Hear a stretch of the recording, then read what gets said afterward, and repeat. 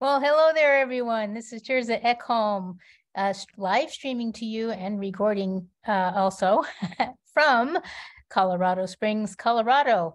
But I'm jumping on today for my weekly Coffee Cat Chat to talk a little bit about, well, let's take a little trip down memory lane first. I want to talk about events, AI, and the metaverse. And there's a whole lot attached to that. So let's go ahead and get started. Does anybody remember these by chance? Okay, or maybe even these. Okay, so I have a number of them. My husband has a number of them. Actually, I've thrown most of mine away. He still keeps some of his. These were badges. These are badges that allowed you to get into events. And I expect if there's probably something similar to this right now at the Consumer Electronics Show going on, happening right now in Las Vegas, 2023. Lots and lots of exciting things. However, this morning I read about a product that was introduced yesterday called MeetKai, Kai, and it is a software company that will allow you, it has technology that will allow you to scan the space you're in and quickly model it from any internet device, even your phone, to create an immersive reality. All right, let's step back a second and think about why this is important. So I'm talking to you from my home, but what you see basically is a square or a rectangle on your screen. So if I'm knocking on the screen, you can't really hear it very well, but it's still a piece of glass, all right? So in an immersive technology such as that is when you put on some VR headsets, you're now immersed in a space that feels real to you. You feel more like you are there. And as this technology gets better and better, actually attendance at CES will increase, not decrease. I think I read a couple of days ago, they were excited about the fact that there are more people coming to CES than have come in a couple of years. Well, we know why. The attendance has been down for a couple of years. We've got some things going on in the world. However, they're a little bit afraid that it won't ever get back up to its pre-lockdown levels. Well, just consider the possibilities here. So if more people could attend CES in immersive reality, such as VR, then they would also have more people attending IRL in real life, in person as well. So just as books, those physical objects that are made of paper that you look like this, open like this and read, books didn't go away just because we created digital ebooks that are so easy to access over the internet and all over the world. Physical books never went away, and they won't for quite some time to come. Well, think about this. So we go to events. We go to meetings now. We go to them in real life and networking events, business events, design events, collaborative events. We go to them in person and we go via Zoom. And Zoom is fabulous. Now watch for Zoom to get into this space as well. Zoom is fabulous, but it's still a bunch of people in squares on your computer screen. And if you have more than 25, 30, 50, you can't even see them all unless you swipe your screen back and forth. Okay, but you don't feel like you're there in person. And when we went to events like these, we were there in person. We could interact with people. You can very nearly do that now with VR. I know a lot of people like to make fun a little bit of, or a lot of fun of the metaverse, but believe me, there'll be more than one metaverse. And Mark Zuckerberg for his avatars. But the thing is, the research and development has been going on all the while, not just by the company Meta, but a whole lot of other companies as well, including this one called MeetKai. Now, Kai is Kai, and it's a little bit of, think about AI. And I know I'm going to be jumping around a little bit here, but if you have not been paying attention, AI is being used all over the place across all industries. It's really revolutionizing the way we think about work and how we engage with the things we do. And I'm deliberately calling it AI collaboration, because the AI doesn't mean it does all the work for you. It may do the bulk of the work for you, but you, the human, must be engaged to make sure that what's happening and what it's creating makes sense, and it's even accurate. Okay, so you still have to DYOR, do your own research.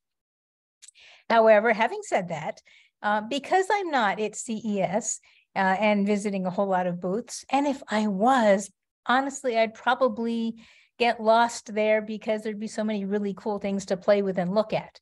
But because somebody named Peter Diamandis, you can go look him up, he created an AI a few years ago, or he worked with a company that created an AI that deliberately goes out and scours the internet and searches for AI and innovative topics.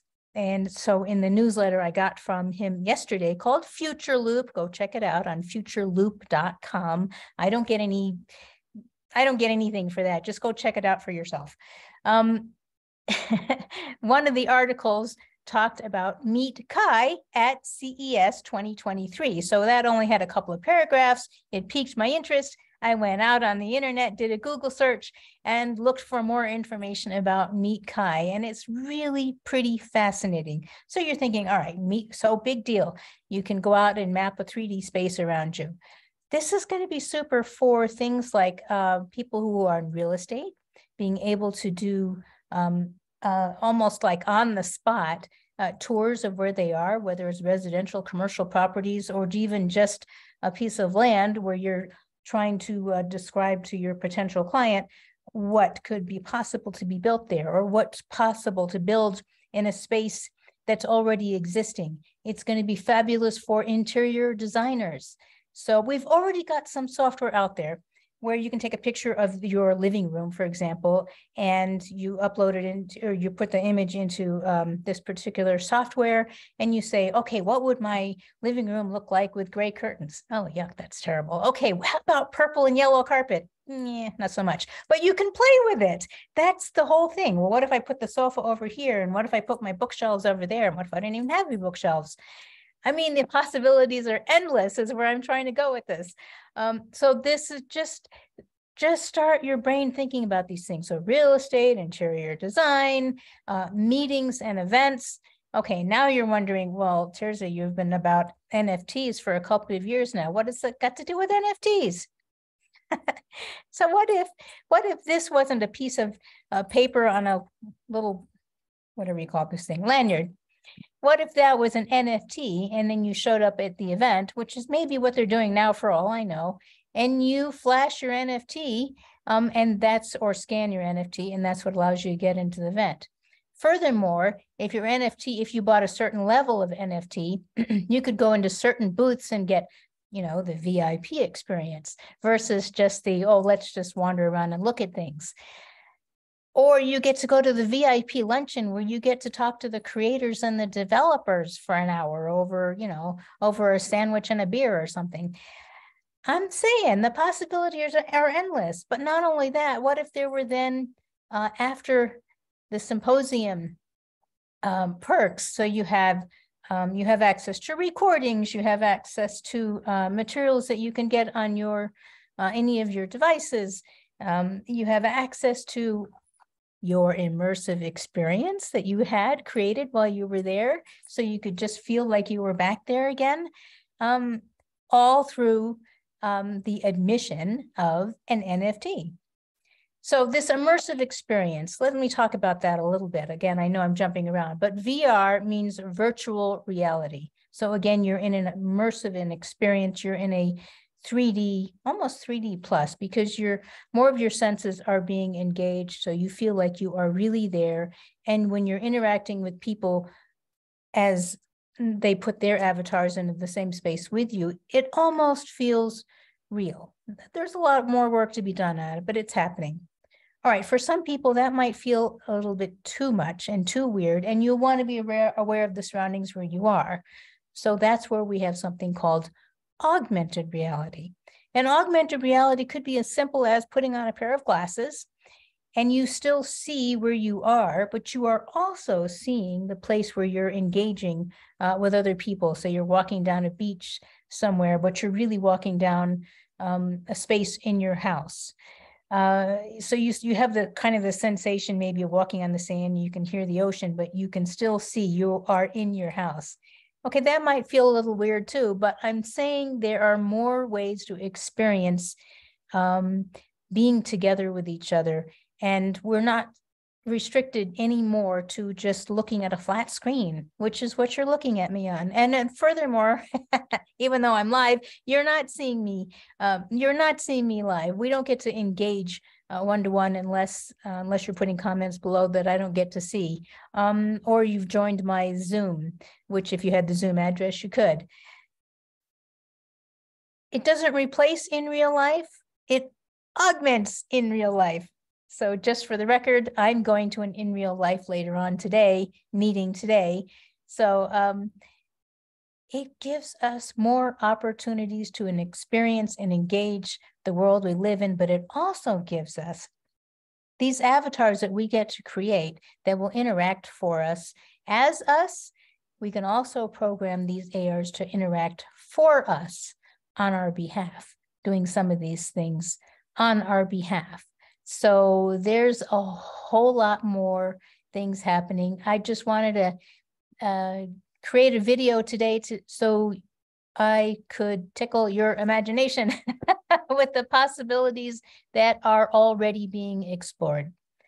So until next week, think about these things and how you might be able to expand your business in the not too distant future. Be well.